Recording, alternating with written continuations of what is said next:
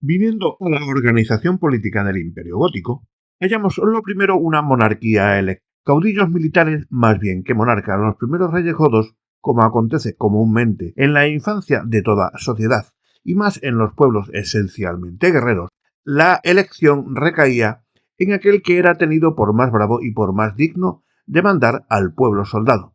Las primeras elecciones o se hacían por aclamación o las hacían los jefes principales de los ejércitos, que arrastraban tras sí las masas guerreras, o el más osado, y contaba con más apoyo. En el ejército asesinaba al jefe del pueblo y se hacía alzar sobre el pavés, y el atrevido regicida quedaba aclamado. Luego que el pueblo godo, engrandecido por la conquista y modificado por la civilización, pasó de la condición de horda o tribu a la de nación o estado, instintivamente fue dando a la monarquía el carácter de hereditaria. Sin ley que la declarara tal, reinan unos tras otros los príncipes de la familia de Teodoredo. Vuelve la forma puramente electiva después de la muerte de Amalarico, asociando Leovigildo a sus dos hijos en el gobierno del Estado y reconocidos por el pueblo como herederos de la corona. Otra vez la monarquía, sin dejar de ser electiva, toma el carácter de dinástica. Desde Recaredo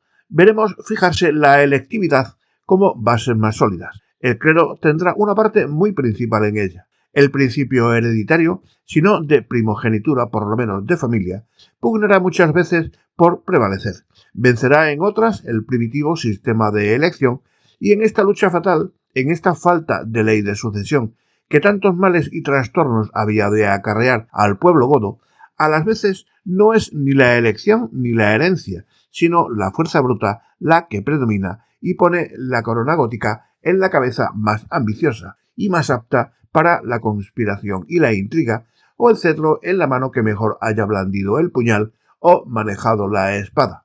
Casi ilimitada y absoluta la monarquía goda en sus dos primeros periodos, desde Atanarico hasta Teodoredo y desde Eurico hasta Recaredo, veremosla desde este príncipe en el tiempo que formará su tercer periodo, modificada o restringida por influencias o poderes que hasta entonces no había conocido. No obstante, aun en aquellos primeros tiempos, si bien el rey era el jefe superior del ejército, el que concedía la nobleza, el que extendía su autoridad a todas las clases del Estado, estaba sujeto a las leyes del mismo modo que el pueblo en cuanto a la administración de la justicia y no podía fallar sino con arreglo a ellas, salva la prerrogativa de dispensar en algunos casos o mitigar el rigor de las leyes concediendo indultos, en lo cual obraba por su sola autoridad y en el lleno de la soberanía.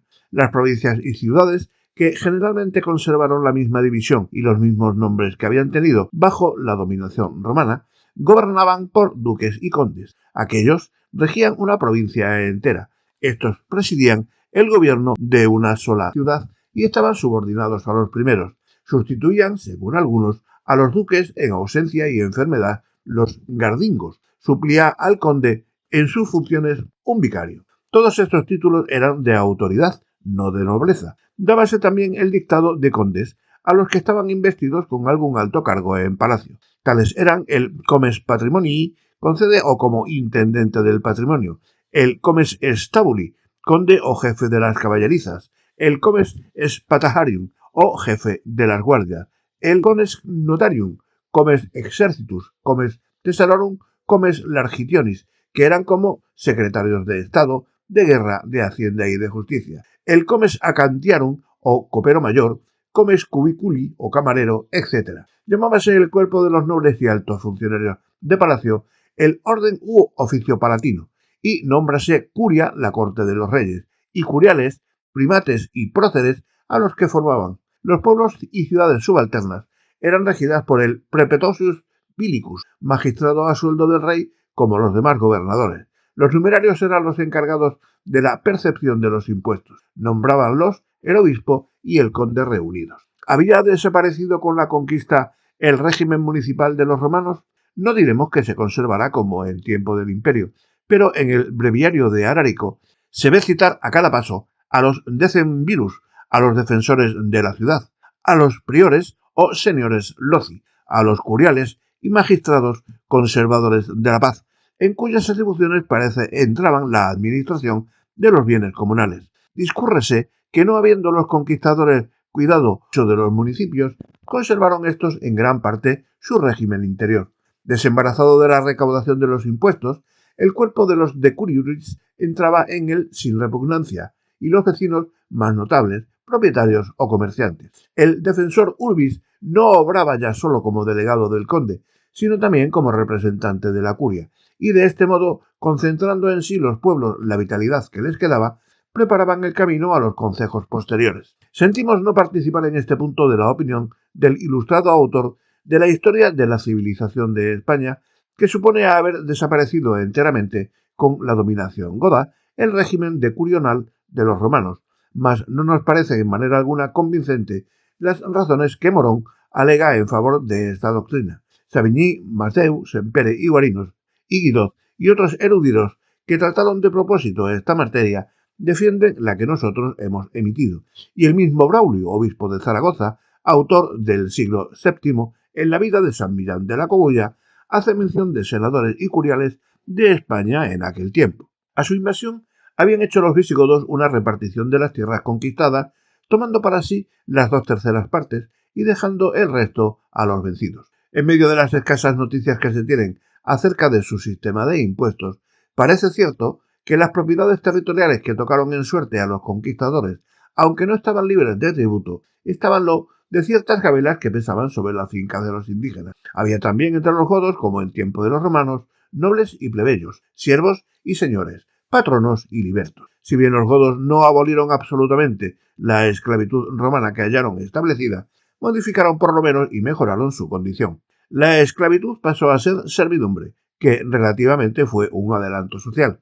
Distinguíanse 4 clases de siervos: idóneos, viles, natos y mancipios. La diferencia entre las dos primeras la constituía la mayor capacidad de los siervos y el empleo o ministerio más o menos elevado a que el señor los destinaba. Llamábanse nati los hijos de padres siervos y facti o mancipii los que, siendo hijos de padres libres, caían en servidumbre por alguna falta o delito. Del mismo modo había libertos idóneos y libertos viles, libertos de la curia o corte, libertos de la iglesia y libertos privados. Las leyes determinaban las respectivas condiciones de todas estas clases, las diferentes maneras de adquirir la libertad y los derechos de los respectivos señores o patronos. De todos modos, la ley cristiana de los godos hizo un bien inmenso con abolir el derecho que sobre la vida y el honor de los esclavos tenían los antiguos señores romanos. La ley gótica prohibía hasta la mutilación, y había siervos, tal como los bucelarios, cuya condición se asemejaba ya mucho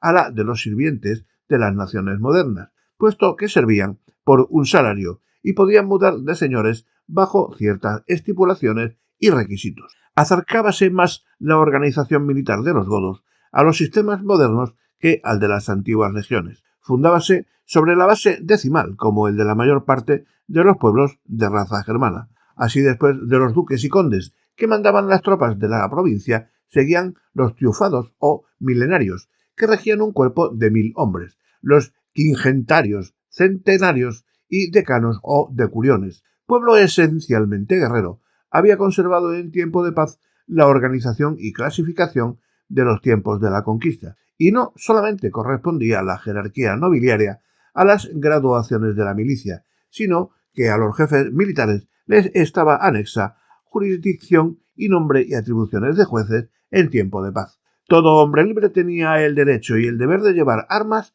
y acudir a la guerra, a excepción de los niños, ancianos y enfermos. Todo el título segundo del libro 10 del Código Visigodo versa sobre esta materia, como lo indican bastante los encabezamientos de sus leyes. Si aquellos que son sinescales de la hueste desean tornar algún omne de la por precio o fincar en su casa, si los que deben ordenar la hueste se tornan para sus casas, o si desean a otros tornar, si los que ordenan las huestes reciben algún precio por desear algún home fincar en su casa que no es enfermo, de los que no son en la hueste, en día o en tiempo establecido, que debe ser guardado si guerras o en España. Mas siendo ya los godos propietarios y no constando que percibiesen sueldo de los que servían en la milicia, naturalmente habían de repugnar, dejar sus casas y sus tierras para correr los riesgos y sufrir las fatigas de las campañas, y esto debe atribuirse en gran parte el decaimiento a que vino después el espíritu marcial y el belicoso ardor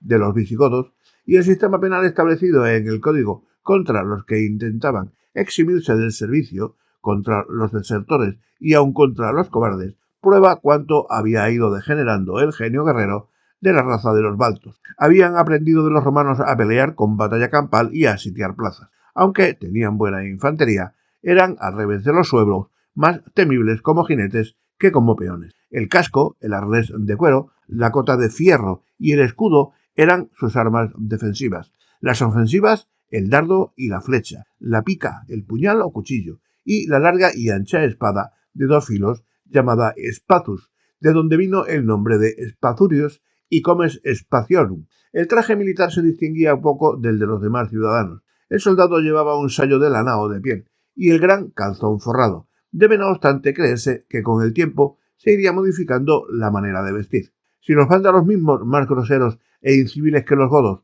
contrajeron gusto e inclinación por el lujo en los trajes, en los banquetes y en las diversiones, sin haber permanecido sino algunos años en la Bética, según nos informa de ello Procopio, no puede maravillarnos, antes está en el orden natural de las cosas, que los visigodos, más dados ya a la imitación de las costumbres romanas, se aficionarán principalmente, después de las conquistas, a tomar de los vencidos el gusto, el lujo, las comodidades y las maneras de la vida culta y social.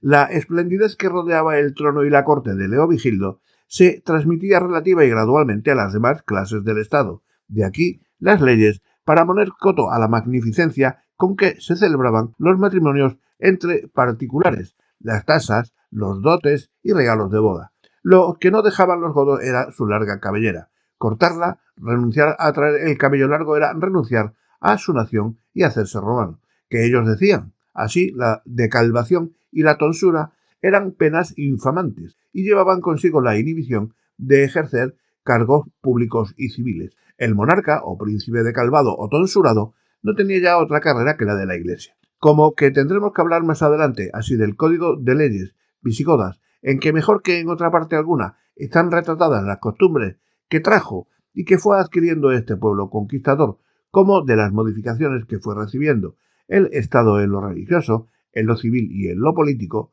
en el tercer periodo de la dominación visigoda, creemos suficiente las observaciones que llevamos hechas, así como las hemos creído necesarias para comprender y apreciar mejor las variaciones sucesivas en su organización. Continuemos ahora la historia. Pagaron los grandes un justo tributo de respeto a la memoria y virtudes de Recaredo, poniendo la corona gótica en las sienes de su hijo Liuba, joven de 20 años que tomó el nombre de Liuba II.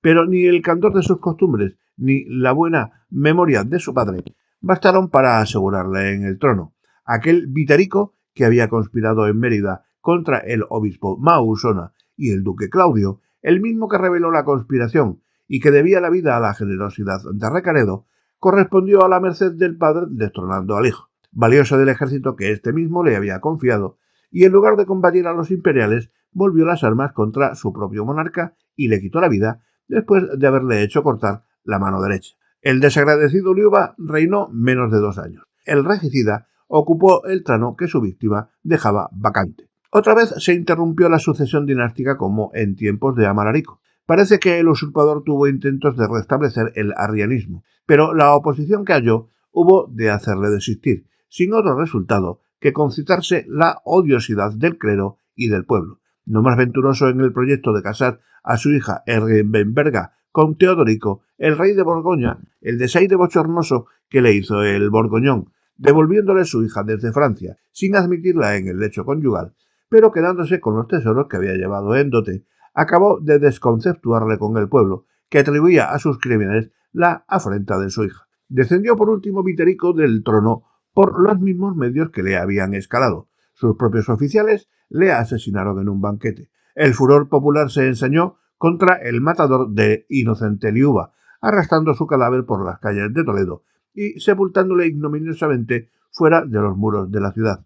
Parecía haber vuelto con la muerte de Recaredo la rudeza de los primeros tiempos del Imperio Gótico. Recayó la elección en Gundemaro, hombre que gozaba de reputación, así para las cosas de la guerra como para las del gobierno. acreditóse en aquellas sujetando a los vascos navarros que habían vuelto a alterarse y venciendo en una campaña a los imperiales, que no renunciaban a sus acostumbradas irrupciones en el territorio de los godos, y correspondió a la confianza de los católicos, de quienes era hechura, poniendo término a las diferencias que había entre algunos obispos de la cartaginense sobre reconocer por metropolitano de la provincia al Toledo. Al efecto, congregó en esta ciudad a todos los prelados de ambas provincias y, sometido el negocio a su deliberación, los de la cartaginense, en número de 15, firmaron un acta en que reconocían al de Toledo por único metropolitano de la provincia, cuya acta sancionó el rey con su firma, y fue también aprobada por los demás metropolitanos de la Iglesia gótica. De corta duración fue el reinado de Gundemaro.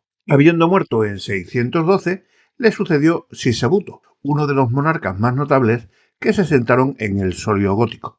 Por medio de sus generales Rechila y Suintila, redujo a la obediencia a los astures y rucones, que como todos los montañeses del norte, soportaban tan de mal grado la dominación goda como habían soportado la romana. Revolvió después contra los greco-bizantinos y en 2 batallas derrotó al patricio cesáreo con gran mortandad de su gente, dejándole en la imposibilidad de oponerle un tercer ejército. Aquí fue donde se hizo admirar la piedad de Sisebuto y sus sentimientos humanitarios. Dolíale la sangre que se derramaba. A los heridos del ejército enemigo hacíales asistir y curar con toda solicitud y esmero. A los prisioneros y cautivos rescatábalos con su dinero propio. Admiraba a imperiales y godos una generosidad a que ni unos ni otros estaban acostumbrados. Pero la paz que el jefe de los imperiales se vio forzado a pedir al monarca godo no se realizó sino a costa de una raza de hombres que parecía haberse mantenido extraños a todas las contiendas, a costa de la persecución de los judíos que desde el tiempo del emperador Vespasiano se habían refugiado en gran número en España, y de quienes no había vuelto a ocuparse la historia. He aquí cómo se verificó este importante acaecimiento que parecía completamente ajeno a las cuestiones de territorio que con las armas se ventilaban. Dominaba en Oriente el emperador Heraclio, a quien la astrología judiciaria había presagiado que el imperio sería destruido por una nación circuncisa y errante, enemiga de la fe cristiana. La aplicación del vaticinio al pueblo de Israel era ya una consecuencia natural, y Heraclio se dedicó a suscitar en todas partes persecuciones contra los judíos. Cuando Cesáreo y Sisebuto se hallaban arreglando las condiciones de la paz, fuéronle estas enviadas para su aprobación al emperador de Oriente. Prestóse Heraclio a ratificarlas, accediendo a que sus súbditos de España evacuaran todas las ciudades de la costa meridional, reduciéndose a unas pocas plazas de los algarbes, con la sola condición de que Sisebuto expulsara de su reino a los judíos. No debía estar la cláusula en desacuerdo con las ideas religiosas del monarca visigodo, a juzgar por los edictos que luego expidió contra los miserables descendientes de la raza israelita. Púsolos en la alternativa de elegir en el término de 1 año, entre confesar la religión cristiana y bautizarse, o ser descalvados, azotados, lanzados del reino y confiscados sus bienes. Más de 90.000 recibieron el bautismo, al decir de algunos historiadores. Bautismo que, como impuesto por la violencia, lejos de hacerlos buenos y verdaderos cristianos, los convirtió en enemigos disimulados pero rencorosos de la religión y del príncipe que así los trataba, y que había de traer con el tiempo males bien deplorables a la nación. Muchísimos huyeron de España, mas no hallaron mejor acogida en los dominios de los reyes francos. A instigación del mismo Heraclio, el rey Dagoberto los hizo escoger entre la muerte y la abjuración de sus creencias. También allí tuvieron que emigrar, y bien pudo llamarse esta segunda dispersión de los judíos. Por estos medios se cumplía la sentencia fatal que sobre ellos desde la consumación de su gran crimen pesaba. Los que quedaron en nuestra península sufrieron todo género de violencia. No había humillación, no había maltratamiento, no había amargura que no se les hiciera probar. y Sisebuto, aquel príncipe tan compasivo y humano que vertía lágrimas a la vista de la sangre que se derramaba en los combates, veía impasible las crueldades que con los judíos se cometían. A tanto arrastra el excesivo celo religioso. La Iglesia católica comenzó a hacerse intolerante. Harto lo lamentaban ya los prelados más ilustres y más virtuosos de aquel tiempo, entre ellos el esclarecido San Isidoro de Sevilla, que en explícitos términos reprendía y desaprobaba la conducta de Sisebuto, en obligar por la violencia a los que hubieran hecho mejor en atraer por la persuasión y el razonamiento. Este príncipe, a quien por otra parte los cronistas de su tiempo supone bastante versado en las letras, y a quien alguno de ellos califica de sabio, murió de repente en el 621, según unos de una medicina en excesiva dosis administrada, según otros de envenenamiento, dejando la corona a su hijo Recaredo II, que solo reinó 3 o 4 meses, sin que la historia nos haya transmitido noticia ni circunstancia alguna notable, ni que de su vida ni de su muerte. Vese, no obstante, apuntar por tercera vez la tendencia a la sucesión hereditaria, que vuelve a desaparecer sin fijarse nunca ante el sistema electivo. Producto de elección fue Suintila, a quien antes hemos nombrado como general de Sisebuto. Dos clases de enemigos interiores inquietaban en aquellos tiempos a los monarcas visigodos y les turbaban el sosiego. En el norte, los indóciles montañeses de la Cantabria y la Vasconia. En el mediodía, los griegos imperiales. Contra unos y otros marchó Suintila, y en una y otra expedición fue feliz. Envueltos por todas partes, los sublevados vascones rindieron las armas y se les sometieron. Reducidos ya por Sisebuto los imperiales a aquella lenga de tierra designada después con el nombre de los algarbes, propúsose Suintila acabar de arrojarlos del territorio de España, y lo consiguió después de haberles vencido en 2 batallas sucesivas. Salieron pues definitivamente de los dominios españoles en el 624 aquellos incómodos huéspedes que 80 años hacía vivían tenazmente apegados al litoral de la península, y Suintila fue el primer rey godo que en los 2 siglos de conquista reunió la España entera bajo la dominación de su cetro, sin que un solo rincón de ella dejara de obedecerle. Envanecido con estos triunfos Suintila, y creyéndose sólidamente asegurado en el trono, pensó en hacerle hereditario en su familia y asoció al imperio a su hijo Recimiro, dando también participación en el poder a su mujer Teodora y a su hermano Geila. Parece que en esta ocasión, más que en las anteriores, fue mirada por el pueblo esta tentativa como un ataque a la prerrogativa nacional del derecho de elección, y como una violación de sus leyes fundamentales. Fuese por esto o porque realmente Suintila diera entrada con la prosperidad a los vicios y a la corrupción, es lo cierto que el hombre a quien antes San Isidro había llamado el padre de los pobres, aparece en la historia avaro, sensual, inicuo y tirano, y como tal aborrecido del clero, de la nobleza y del pueblo. Formáronse conspiraciones, y la excesiva dureza de los castigos no hacía ya sino enconar más los ánimos y envenenar más los odios. Púsose a la cabeza de los descontentos Sisenando, noble y rico godo que gobernaba la Galia gótica, el cual, conociendo la dificultad de destronar un rey a quien habían favorecido las victorias, buscó y obtuvo el apoyo de Dagoberto, rey de los francos, y con las tropas de la Septimania y un cuerpo de auxiliares extranjeros, franqueó atrevidamente los Pirineos y se puso sobre Zaragoza. Acababa de entrar en la ciudad cuando llegó delante de sus muros Suintila, que se había apresurado a salirle al encuentro. No hubo necesidad de dar la batalla que se preparaba para el día siguiente, porque el ejército mismo de Suintila proclamó a Siserando, y el monarca hubo de buscar su salvación en la fuga, sin que por entonces se supiera más ni de él ni de su hijo. Aclamado Siserando primeramente por el ejército, lo fue después en Toledo, sin que ni el clero ni la nobleza repararan en que se hubiera servido de auxilio extranjero para destronar a su rey. Bien conocía el nuevo monarca que para afirmarse en el trono por aquellos medios conquistados necesitaba el apoyo del brazo eclesiástico, el más robusto poder del Estado desde el tiempo de Recaredo, y a cuyo influjo era su ensalzamiento en gran parte debido. Al efecto, convocó en Toledo un concilio nacional que se reunió en diciembre del 633. Este cuarto concilio toledano es uno de los acontecimientos de más importancia histórica en España y de los más de influencia ejercieron en la condición religiosa, política y moral de la nación, no solo en aquella época, sino en los tiempos ulteriores. Merece por lo mismo particular examen de parte del historiador.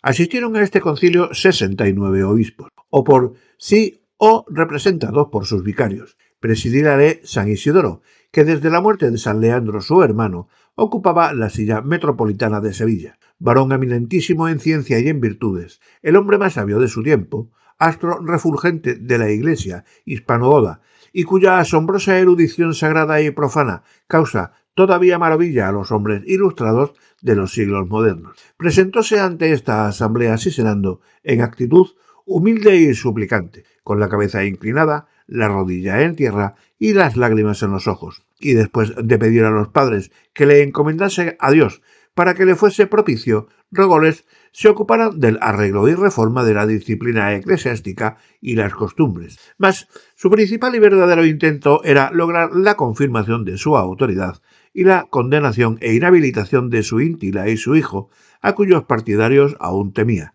Vese ya la majestad humillada ante una asamblea religiosa, preludio y signo del ascendiente que ya tenía y del mayor que había de tener el poder episcopal. Las disposiciones del concilio correspondieron al propósito y a las esperanzas del monarca. Después de haberse ocupado en el arreglo de las cosas pertenecientes al gobierno y disciplina de la Iglesia, condenaron los obispos enérgicamente la conducta de su intila, la de su mujer y su hermano, y declararon en nombre del pueblo a él y a sus hijos desposeídos del trono, inhábiles para ejercer cargos públicos, confiscados sus bienes y sus personas puestas a discreción del nuevo rey. Y como asustados por el ejemplo de usurpación que acababan de presenciar, pero sin dejar de reconocer como soberano legítimo al usurpador, pasaron a establecer las más severas penas y censuras eclesiásticas contra todos los que en lo sucesivo atentaran por cualquier medio contra la vida o el poder de los reyes, anatematizando por 3 veces y condenando a perpetua perdición y a los tormentos eternos, en compañía de Judas Iscariote, a todo el que faltara al juramento y fe prometida al gloriosísimo rey Sisenando y a los que en el trono de los godos le sucedieren. Prescribieron luego así al monarca, que se hallaba presente, como a los reyes futuros, las reglas y principios con que habían de gobernar el Estado, y poniéndoles la obligación de ser moderados y suaves con sus súbditos y fulminando excomunión contra los que ejercieran potestad tiránica en los pueblos. A ti, monarca, que estás presente, y a todos los que vengan después de ti, os conjuramos con la conveniente humildad que rijáis con justicia y piedad los pueblos que Dios os confía, y que reináis con humildad de corazón y con amor del bien. Ninguno de vosotros pueda dar por sí solo sentencia en las causas criminales, sino con los jueces públicos, para que a todos conste la justicia del castigo. Mandaron igualmente que a la muerte del rey se juntaran los prelados y los grandes del reino para elegir pacíficamente el sucesor. Así, una asamblea religiosa sancionaba las leyes políticas sobre los negocios más arduos e importantes del Estado, y de este modo el que acababa de usurpar un poder que se trataba de garantir exaltaba a la Iglesia sobre el mismo trono, a trueque de asegurar su vacilante autoridad y ponerla al abrigo de las consecuencias de su propio ejemplo. A tan rápidos pasos creció el influjo de Recaredo, comenzó a dar el episcopado. Hiciéronse en este concilio otras varias leyes sobre cosas pertenecientes a la autoridad civil. Reprodújose la disposición del tercero de Toledo, sometiendo a los jueces y personas poderosas contra quienes hubiese alguna queja a la residencia del sínodo, y para obligar a la ejecución de este decreto se pedía al rey que enviara a un oficial real. La persecución contra los judíos se templó algún tanto, revocando el anterior decreto que los obligaba por fuerza a recibir el bautismo, en cuya modificación tuvo gran parte San Isidoro.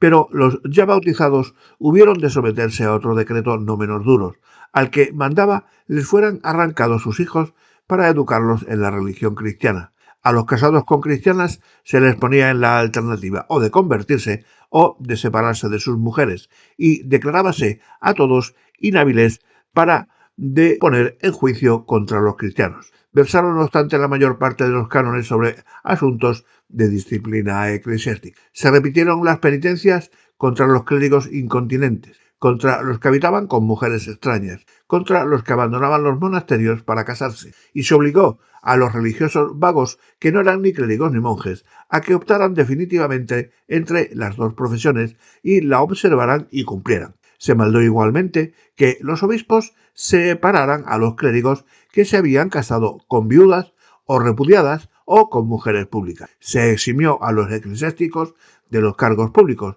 y se mandó encerrar en monasterios por hacer penitencia a los que tomaban las armas. Por último, se ordenó también que todas las iglesias siguieran la misma liturgia, que más tarde se denominó mozárabe.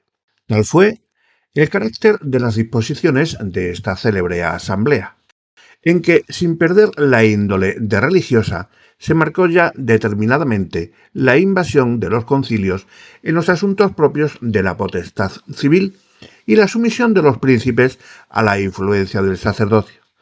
Murió Sisenando a los 5 años de su reinado en el 636, y después de algunas contestaciones entre los grandes y obispos sobre la elección de sucesor, fue proclamado Chintila. Siguiendo este monarca el ejemplo de su antecesor, convocó inmediatamente el Quinto Concilio de Toledo. Casi todos los cánones de este concilio tuvieron por principal objeto defender la autoridad y persona del príncipe contra toda violencia y contra toda tentativa de usurpación, y asegurar la libre elección del monarca.